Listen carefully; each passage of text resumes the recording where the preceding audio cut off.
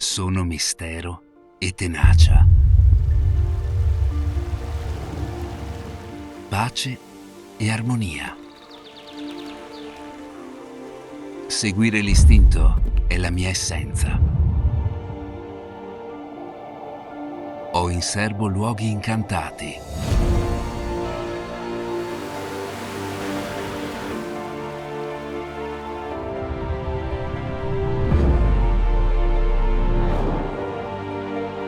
Dove la storia è stata scritta. Storie di miti e gesta che ho impresse sulla mia pelle. Come fiumi di leggende che scorrono nelle mie vene. Dove da secoli l'uomo mi conosce.